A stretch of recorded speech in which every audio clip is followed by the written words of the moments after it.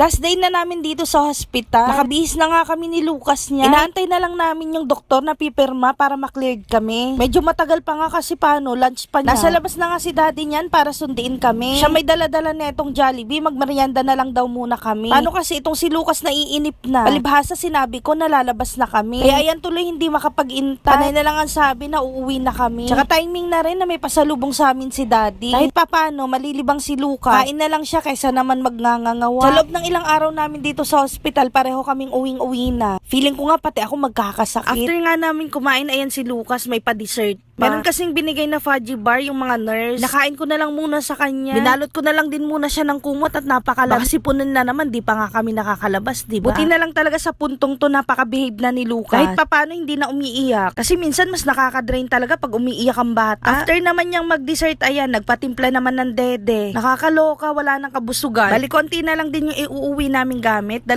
bag lang. Pinadala ko na kasi kay daddy kagabi para hindi na kami mahirapan. And after naman ng ilang oras, napirmahan na ng doktor yung clearance. Kaya makakauwi na talaga kami. Ayan nga si Lucas, excited na sobra. Pati nga yung bag, pinipilit niya ng bit-bitin. Tinawagan ko na rin si daddy niyan, kaya inaantay niya na kami sa may labas. Grabe, sobrang miss na nila ang isa't isa.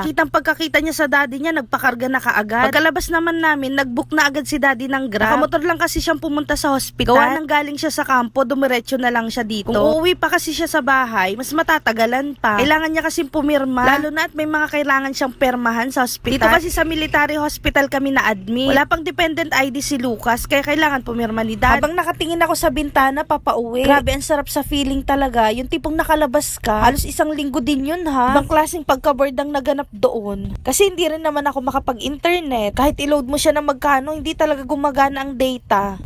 Pinakagumagana lang talaga siya sa wifi. Kaya sa sobrang pagka-bored namin ni Lucas, puro na lang kain ginawa namin. Tipong feeling ko malulunod na ako sa kape. Puro na lang kape. Pero ewan ko ba, kahit panay ang kape ko, panay din ang tulog ko. Kahit nga midnight snack namin ni Lucas, nagkakape ako. Pagdating naman namin ng bahay, nakikipagkulitan na tong si Lucas. Nakikipagkulitan na siya kina Papa. Balis sila Papa, nung na-admit kami, pinaluwas ko dito sa Manila. Para naman may kasama si Iya sa bahay.